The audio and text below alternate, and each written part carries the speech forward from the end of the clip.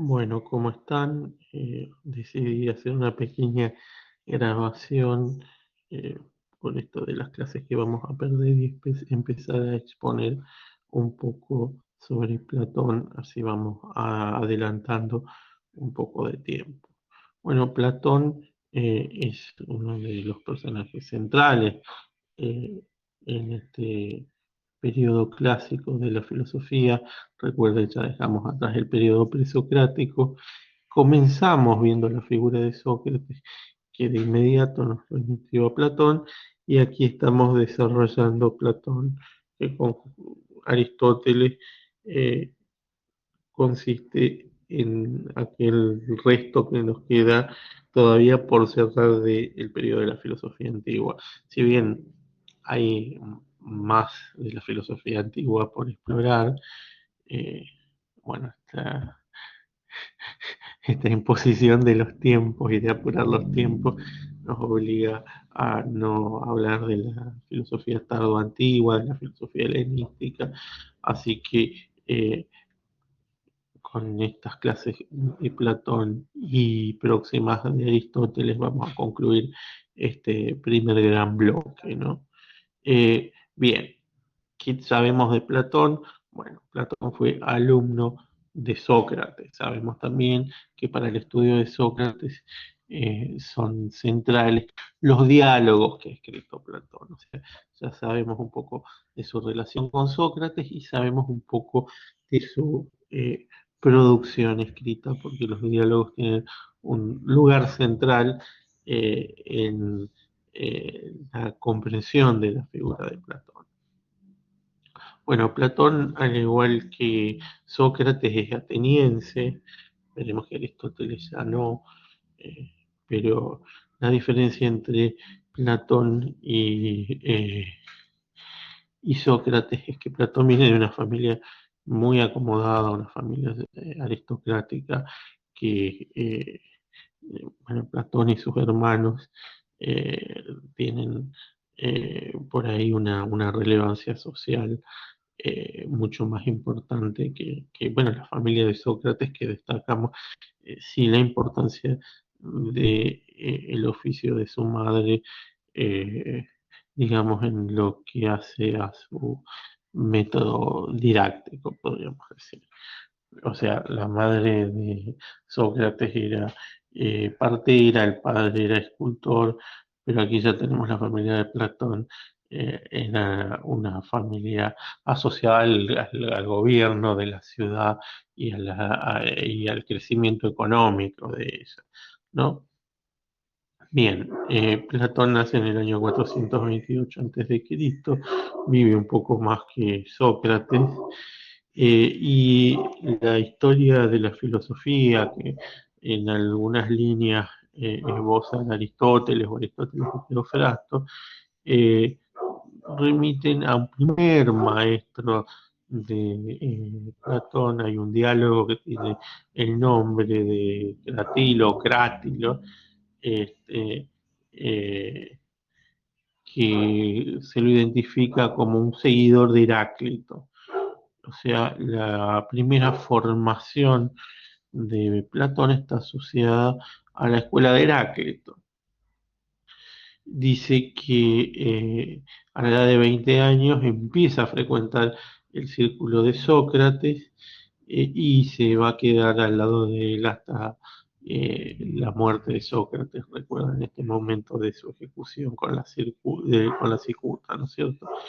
Y este suceso de la muerte de Sócrates, digamos, es central en lo que va a ser el desarrollo del pensamiento platónico posterior, ¿no?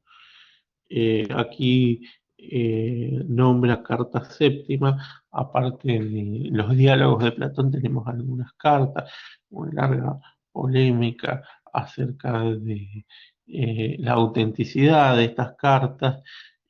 Hoy se toma como que las cartas eh, son auténticas, y especialmente carta séptima tiene una relevancia central, porque de ahí sacamos algunos datos muy importantes de su biografía más lo que hace a su actuación política, ¿no es cierto?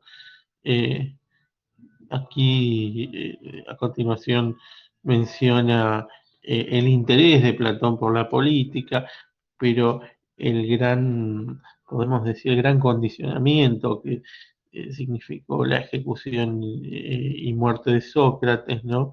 Eh, y un poco la presentación que hace Platón en Fedón es esta de que Sócrates es una especie de mártir de la filosofía, ¿no? Bien. Entonces, eh, él, podemos decir que se mete de lleno en la cuestión el cambio, la modificación de las cuestiones sociales y políticas, y eso lo va acercando al círculo de los pitagóricos, ¿no? Dice el segundo párrafo que muerto Sócrates, Platón se trasladó a Megara, residencia de Euclides. Euclides de Megara era un alumno de Sócrates en una escuela megárica asociada a la dialéctica de Sócrates, pero después de trasladarse a Megara, emprende un viaje un poco más largo, se va a Egipto, Cirene es una ciudad griega en el norte de África, en lo que es Argelia. Ahí había otro alumno eh, de Sócrates, Aristipo, y una escuela, la de los cirenaicos, asociada a la filosofía hedonista. Eh, y de esos viajes no hay mucho desarrollo, pero sí se menciona aquí su presencia en el sur de Italia, donde las comunidades pitagóricas tenían mucho arraigo, y finalmente llega al puerto de Siracusa, en la isla de Sicilia, ¿no? Y ahí entabla amistad con uno de estos representantes de, podemos decir, la política del pitagorismo. Ahí mencionan a Dion. Dion va a ser un amigo que lo va a acercar y lo va a alejar de Siracusa. Aquí hay una explicación que parece medio el tío del marido de Pampita. Dice Dion, tío de Dionisio el joven, hijo de Dionisio el viejo, tirano de la ciudad. O sea que había un gobernante, aparece que era un tirano, a nosotros tiene una connotación despótica, pero era simplemente el gobernante de la ciudad de Siracusa, el llamado Dionisio el Viejo, que tenía un hijo que era el sucesor, también llamado Dionisio, por eso Dionisio el Joven, y que a su vez este sucesor tenía un tío que entabla amistad con Platón, ¿no? Este, eh, pero parece que al señor Dionisio padre le pareció inquietante la presencia de Platón en su corte, y Platón terminó, eh, bueno, siendo víctima de una mala pasada. Fue vendido como esclavo, por supuesto que fue rescatado, y cuando se dieron cuenta que era Platón, el dinero del rescate fue devuelto, y con ello Platón funda su escuela, la llamada Academia. O sea, un poco esta anécdota cuenta de dónde eh, surgieron los fondos para la creación de su escuela. Hay algunas indicaciones. El nombre Academia refiere al héroe Academo, a la ubicación física en la ciudad de Atenas, ¿no? Eh, pero dice que ya en este momento el modelo de organización social que es, digamos, idea regente en Platón, tiene que ver con esta asociación, esta forma de asociación religiosa propia de los pitagóricos. Bueno, dice que en algún momento muere Dionisio padre, tirano de la ciudad de Siracusa, asume su hijo y Dion, el amigo de Platón, lo llama para que, digamos, se sume a la corte. Eh, pero las reformas políticas que proponen los pitagóricos y Platón eh, no convencen mucho al nuevo gobernante. Eh, y en algún momento el sobrino se disgusta con el tío, que termina siendo desterrado y los intentos de Platón fracasan. Eh, pero en un tercer momento ya no es Dion, porque está desterrado, sino Dionisio hijo, quien lo llama por una tercera vez a Platón para que concurra nuevamente a la corte en el puerto de Siracusa, en la isla de Sicilia, y esto es en el año 371 de Cristo. eh, y Platón no duda en ir para ver si puede interceder con el tirano de la ciudad para que Dion pueda regresar a Siracusa. Pero no se dan bien las cosas entre Platón y Dionisio hijo, eh, y este, Platón termina detenido, o sea, tropieza por tercera vez con la misma piedra, y finalmente deja Siracusa para no, para no salir más de Atenas. Así que la aventura política de Platón en la corte de Siracusa tiene tres tropiezos y eso es un poco lo que cuenta Carta Séptima, ¿no es cierto? Aquí menciona la importancia de estas cartas y de los diálogos. Un poco lo que quería explicar esta clase es la importancia que tienen los diálogos de Platón. Nosotros en la filosofía presocrática tenemos solo fragmentos, tenemos como piezas de un rompecabezas que están todas desparramadas y que difícilmente podemos construir un todo con ellas. En cambio de Platón y de Aristóteles, bueno, Sócrates es un caso aparte, ¿no es cierto? Él nunca jamás quiso dejar nada escrito, ¿no? No es que haya sido analfabeto, sino que a sabiendas, a propósito, no dejó nada escrito. eh, y decía Platón y Aristóteles, se presentan como eh, los casos de estos filósofos griegos que tenemos bibliotecas completas. Bibliotecas completas si uno la compara con los fragmentos que tenemos de los presocráticos. De todas formas, de Platón, bueno, quizás es más eh, sí, más directa la transmisión de sus obras, vamos a ver que con Aristóteles pasan otras cosas. Las obras que tenemos de Platón son obras de una naturaleza distinta a la de las obras que nos han llegado de Aristóteles. De Platón nos llega la obra que se llama exotérica.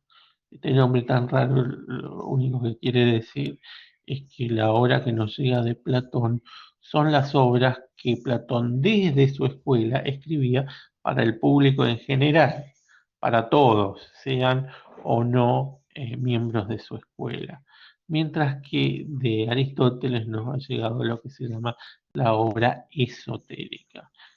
Exotérica para fuera de la escuela, esotérica simplemente quiere decir es la obra, eh, digamos, de circulación interna a la escuela. La escuela de Aristóteles era el liceo y la obra, o sea, los tratados de Aristóteles, ya no son diálogos, los tratados de Aristóteles que nos han llegado son obras que funcionaban como apuntes de clase. Eh, en ese sentido, sí, cabe preguntar si tenemos alguna indicación si Aristóteles, por ejemplo, no escribió alguna obra para el público en general y no solo de circulación interna a su escuela. Hay alguna mención eh, a un texto que no está disponible en ninguna parte de la exhortación, a la exhortación a la filosofía, que sería una especie de obra exotérica de Aristóteles, o sea, un diálogo de Aristóteles, del que no tenemos más que la mención en los catálogos, pero no nos ha llegado. Eh, y también cabe preguntarnos si en el interior de la Academia Platónica no habrá habido algún material interno, digamos, algún material esotérico. Eh, Seguramente sí, pero digamos, uno dice que nos ha llegado una biblioteca completa de Platón. eh, Más que nada si uno lo compara con los fragmentos que hay de los presocráticos. Ahora, eh, hay que poner entre comillas cuando decimos una biblioteca completa. Nos ha llegado mucho de Platón, no sabemos qué se ha perdido. De todas formas, la transmisión de los textos platónicos fue más podemos decir, uniforme que la de la transmisión de los textos aristotélicos, y la escuela de Platón siguió abierta, si bien la Academia Tardía se parece más al escepticismo de Pirrón que a la lectura que nosotros hacemos de Platón. Entonces hay un platonismo medio, un neoplatonismo, o sea, eh, se bifurcan los caminos, pero la obra de Platón parece que siempre ha estado disponible, y básicamente la obra de Platón son los diálogos. Si eso es todo lo que hubo, no lo podemos saber. Han pasado muchos siglos, más de 2000 años, pero digamos, no es injusto decir que nos ha llegado una biblioteca completa de Platón. Con, este, con esta cuestión también de que muchos de los diálogos atribuidos a Platón, eh, digamos, atribuidos por siglos a Platón, con métodos, digamos, filológicos, se han podido determinar que son textos apócrifos, o sea que no son textos antiguos. Hay otros textos que dan indicaciones que parecen, bueno, tanto, digamos, inauténticos como auténticos, ya que se presentan como ambiguos. Uno no sabe si son algunos textos eh, que fueron, podemos decir, retocados.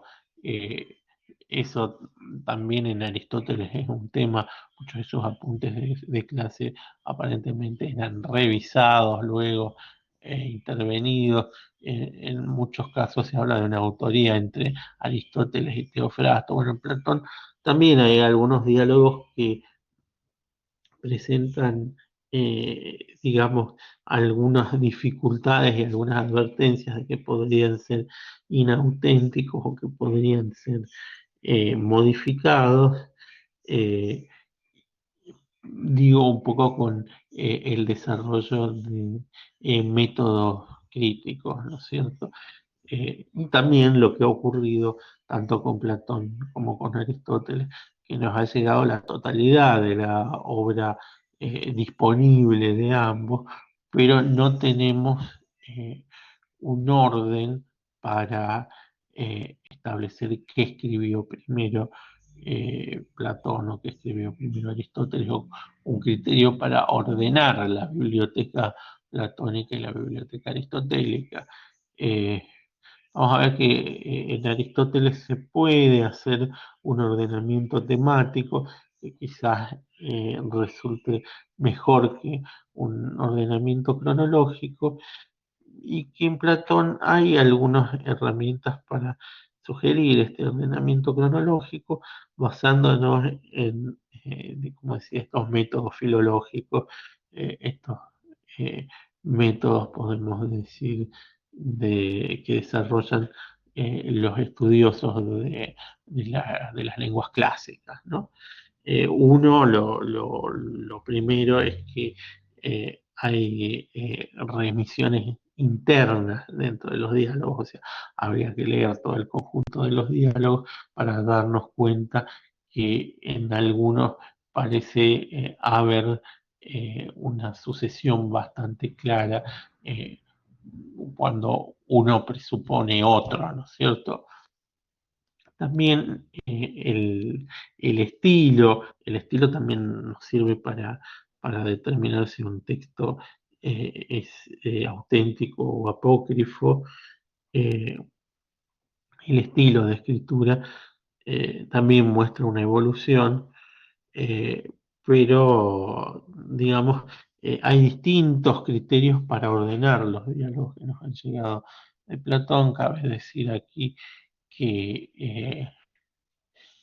digamos, los diálogos no son textos teatrales ni episódicos, o sea, reproducen conversaciones filosóficas, pero no están escritos para ser representados, y el ordenamiento que se puede hacer es en base a un desarrollo temático. El esquema más sencillo que yo propongo es ordenar esto en tres momentos, tomando un poco, podemos decir, el desarrollo, eh, digamos, eh, biológico del propio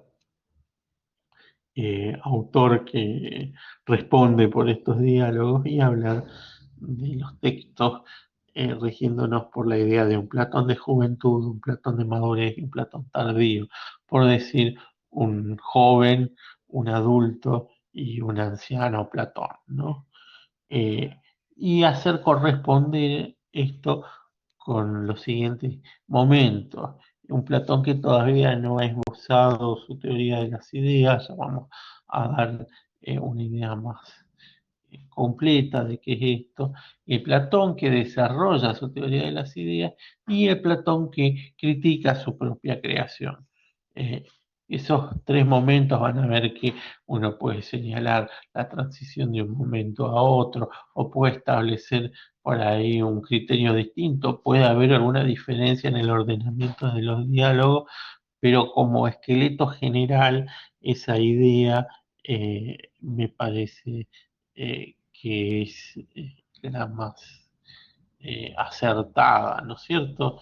Eh, Van a haber alguna diferencia también con los autores, o si buscan esto en algún otro sitio en internet, no es eh, un criterio único de ordenamiento, pero a mí me parece que es el más sencillo.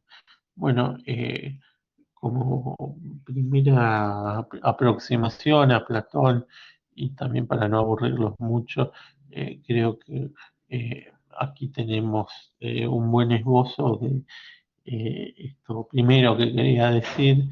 Ya lo vamos a retomar, espero que presencialmente pronto, pero bueno, lamentablemente estas han sido las circunstancias, así que espero que les sirva, y bueno, aquí mismo detengo esta grabación.